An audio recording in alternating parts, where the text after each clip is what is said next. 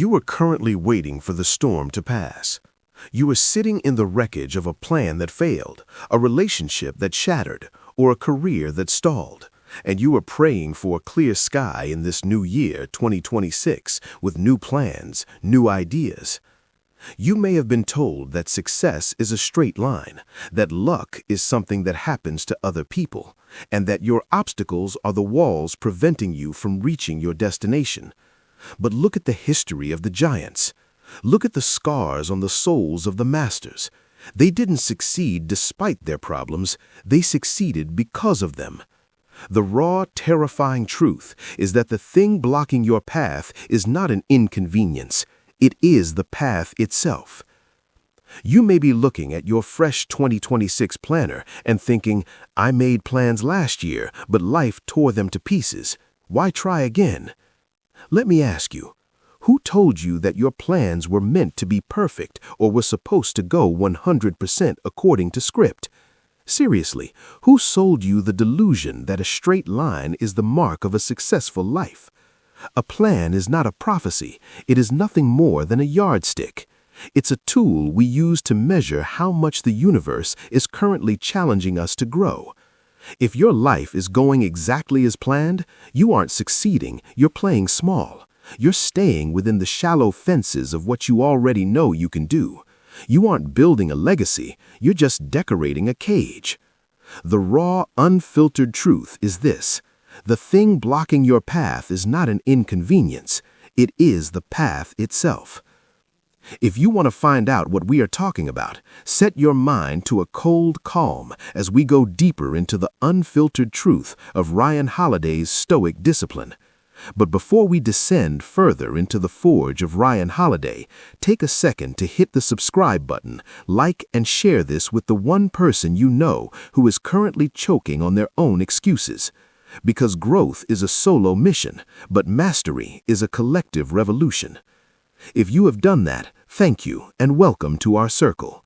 Here, we distill the raw insights of the world's greatest minds, equipping you to begin a new journey of mastery every single day. Now, let's continue.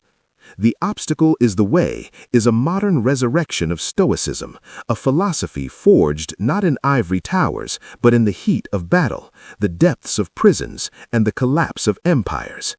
It exposes the ultimate global lie, the belief that a good life is an easy life, and that you should avoid friction at all costs.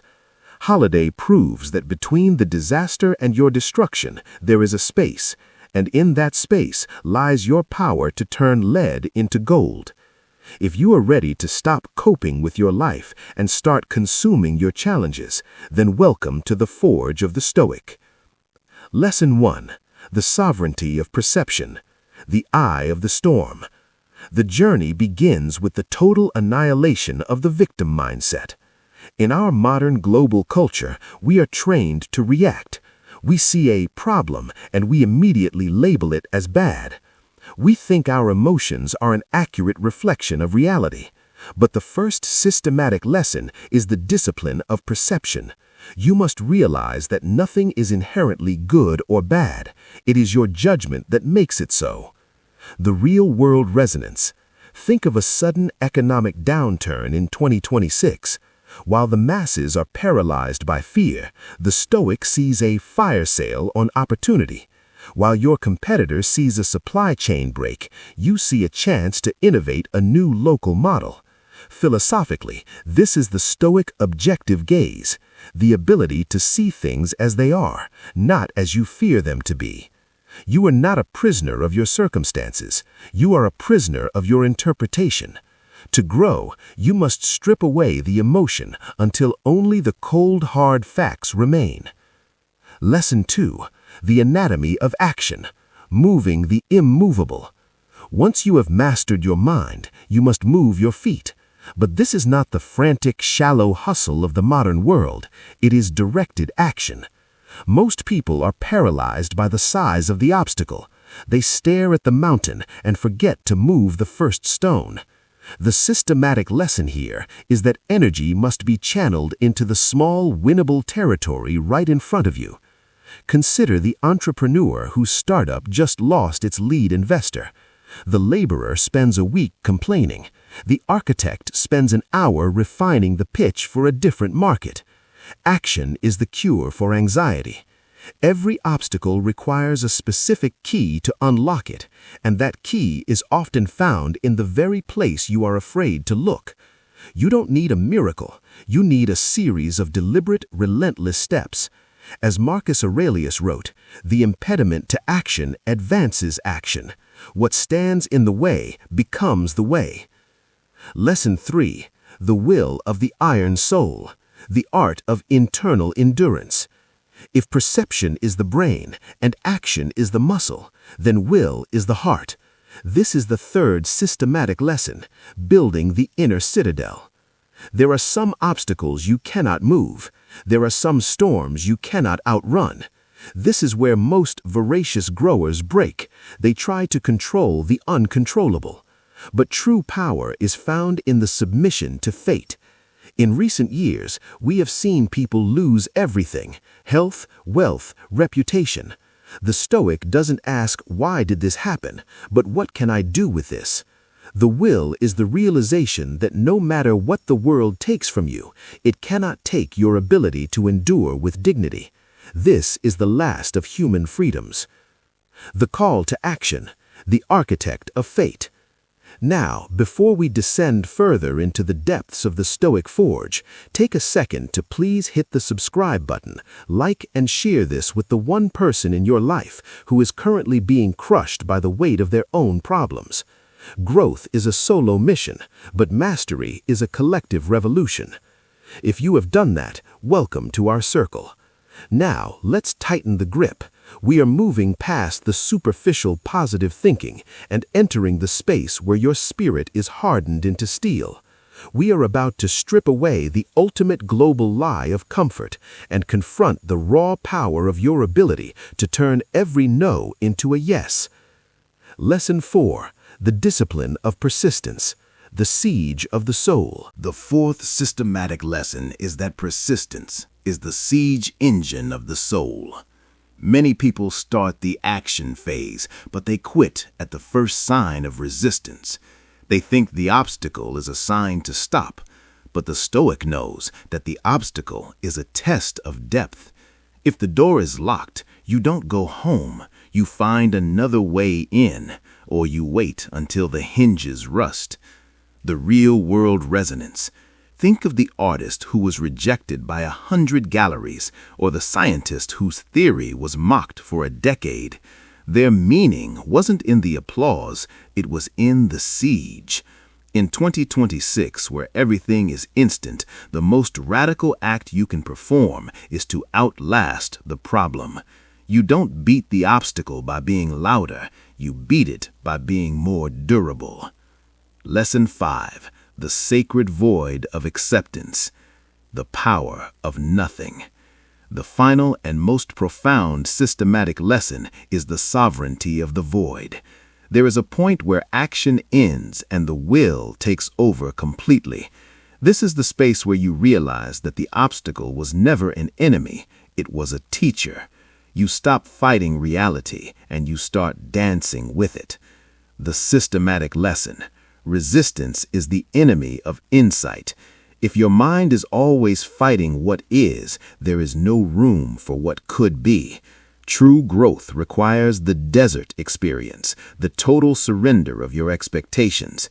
In that stillness, the mental dust of your frustration settles, and you finally see the opportunity hidden in the disaster. You realize that 90% of your obstacles were actually invitations to grow into a version of yourself you were too afraid to meet. The Reckoning. From clock slave to architect. The 2026 Reckoning. From clock slave to architect. The 2026 Reckoning. From clock slave to architect. Time is a relentless one-way river that inevitably dissolves into the sea of eternity. Because you cannot save it, store it, or buy more of it, your struggle to manage time is a fool's errand. But while you remain powerless over the quantity of your days, you are the absolute architect of the quality of the mind that inhabits them. This architecture begins the moment you stop begging for a life without obstacles and start accepting responsibility for how you use them. This shift in weight is what moves you from the frantic, shallow grind of the masses to the deep, silent flow of the masters. By choosing to see the way in the obstacle, you cease to be a passenger in a vehicle driven by disaster and finally become the pilot of your own soul. At this exact second, life is asking you a question, and your answer determines your reality. Are you the perceiver, seeing the opportunity where others see the end? Are you the actor, taking the first step when the path is unclear? Or are you the endurer, building the citadel that no storm can shake? The audit of the obstacle, a diagnostic of the soul. To answer life's question, you must first undergo an obstacle audit. This is not a productivity check. It is a clinical diagnostic of the soul to see if your current challenges are actually fuel for your growth. If you are not looking for existential integrity, you are merely rearranging the furniture in your prison cell. Prepare for the desert experience. Strip away the noise, find the silence, and answer with a truth so raw it burns. Phase 1. The perception audit. Meaning is found in the judgment, the act of choosing how you see the wall. Let us test the lens through which you view your world. First, ask yourself the enemy question. If you were stripped of your emotions regarding your biggest problem, what would the cold, hard facts tell you to do next? Second, try the inversion. What if this obstacle was exactly what you needed to reach your goal? If you were forced to find the gift in this disaster, where would it be hidden? And third, look for the leak. Are you labeling your life as a tragedy to avoid the work of fixing it? Meaning leaks when we prefer the comfort of being a victim over the responsibility of being a victor. Phase 2. The action audit. Audio note: increase the energy. This is about movement. Once you have mastered the mind, you must examine the deed. What are you doing with the rubble? Consider the next step probe. Are you staring at the finish line while ignoring the 6 inches of ground right in front of you? Then find your failure threshold. When was the last time you failed so hard it forced you to innovate? If you aren't failing, you aren't testing the boundaries of your potential. And finally, identify the leak. Are you busy with easy tasks to avoid the one hard action that would actually move the needle? Meaning leaks when movement is traded for progress. Phase 3. The will audit. Audio note: deep, resonant tone. This is the spiritual core. Meaning is ultimately secured in the stance, the act of choosing your dignity when the obstacle is unmovable. Start with the amor fati identity. What is the one thing in your life you cannot change? Instead of fighting it, can you find a way to love it as the forge of your character? Examine your moral stance. Is this struggle turning you into a cynic or a saint? Adversity is the final forge where the spirit is either tempered or shattered. And watch for the leak. Are you seeking cheap comfort in addictions to avoid the heat of your own development? Meaning is found only in standing tall under the burden you did not choose. The result: facing the existential vacuum. If these questions feel heavy, it is because you have been living in the existential vacuum. You have used positive thinking as a shield to avoid the terrifying silence of your own potential. But as Marcus Aurelius revealed, the mind adapts and converts to its own purposes the obstacle to our acting. You cannot fill this void with more efficiency. You fill it with a decision. Your systematic next step. Identify the leak that is currently drying out your soul. Do not plan a 5-year shift. Execute a minimum viable action in the next 60 minutes to reclaim your sovereignty. If you are a perceiver, Write down your biggest problem and find 3 ways it could actually be an advantage. If you are an actor, take the one step you've been avoiding because it's too small or too hard. If you are an endurer, silence your complaints for the next hour and embrace the weight of your current cross as your primary teacher. Look inward. What is your soul's answer to life's question today? Tell me in the comments, and let's build the blueprint for your freedom. If these insights resonated with you, remember to like, share, and subscribe for more.